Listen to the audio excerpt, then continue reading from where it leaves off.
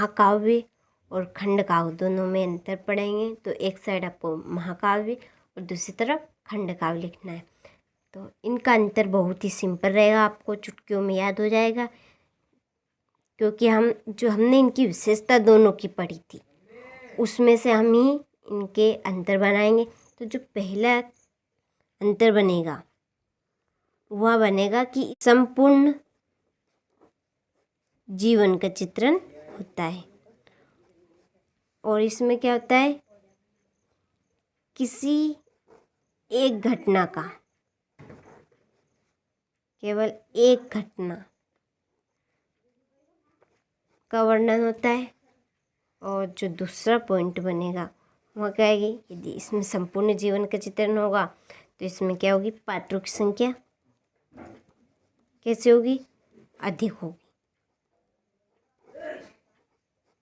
और इसमें कम होगी। यदि पात्रों की संख्या अधिक होगी तो इसका जो आकार की बात करेंगे हम, तो आकार कैसा होगा, बड़ा होगा। और इसमें आकार की बात करेंगे तो इसका आकार छोटा होगा।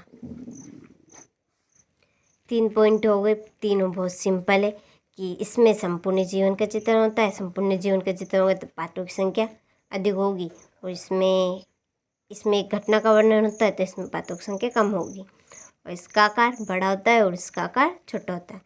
चौथा पॉइंट, इसमें 8 या 8 से अधिक सर्ग होते, और इसमें क्या होगी, कम सर्ग होगी। हमारा 5वां पॉइंट बनेगा कि जो इसमें नायक है, कौन नायक, महाकाव्य में कैसा प्रसिद्ध होता है,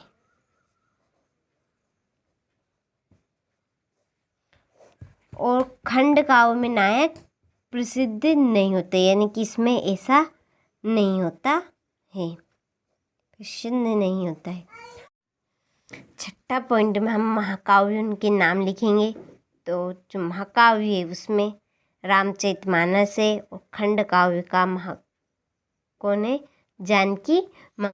मैंने आपको इस तरह पहले समझाया है क्योंकि आपको अच्छे से याद हो जाएगा। जो उनकी विशेषता है पढ़ी, उनमें से हमने इनका दोनों का अंतर बनाया है। इसलिए यदि आपने जो विशेषता नहीं करी तो आप पहले उन्हें करना दोनों की, और फिर अंतर करना, तो अंतर आपको समझ में आ जाएगा बहुत जल्दी। तो हम इनका अंतर देखते हैं। देखिए, ये दोनों में अंतर है, तो आपको एक साइड महाकाव्य लिखना है, दूसरी तरफ खंडकाव्य लिखना है। पहला पॉइंट बनेगा हमारा कि महाकाव्य में संपूर्ण जीवन का चित्रण होता है, खंडकाव्य में जीवन की किसी एक घटना का चित्रण होता है। महाकाव्य में क्या है, पात्रों की संख्या कैसी होगी, अधिक होगी, और खंडकाव्य में पात्रों की संख्या सीमित है, यानी कि कम होती है। और जो महाकाव्य का आकार है वह कैसा रहेगा, बड़ा होता है, खंडकाव्य का आकार छोटा होता है। महाकाव्य उसमें सबसे पहले आरंभ में देवी देवताओं को पूजा जाता है, तो इसमें नायक का महान होना आवश्यक है, और खंडकाव्य में ऐसा कोई ज़रूरी नहीं होता है।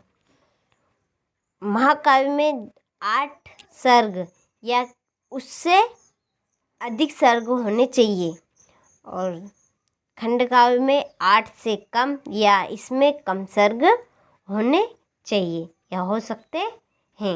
महाकाव्य कौन सा है, रामचरितमानस, और खंडकाव्य जानकी मंगल। तो इस प्रकार हमारा महाकाव्य और खंडकाव्य में दोनों में अंतर हुआ है। बहुत ही सिंपल है, आपको अच्छे से याद हो गया होगा यहाँ भी ये अंतर, इसलिए इन्हें आप इनका स्क्रीनशॉट लीजिए। पहला पॉइंट, ये दूसरा, ये 3 पॉइंट हो गए। 3 के बाद इन तीनों का आप स्क्रीनशॉट ले लीजिए।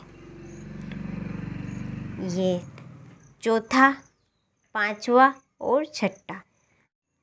आप इन्हें अच्छे से कंप्लीट करिएगा और अपनी कॉपी में नोट करिएगा।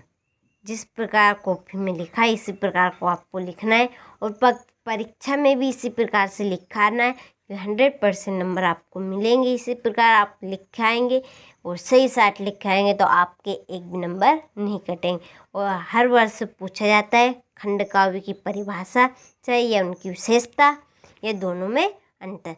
एक क्वेश्चन 100% आता है।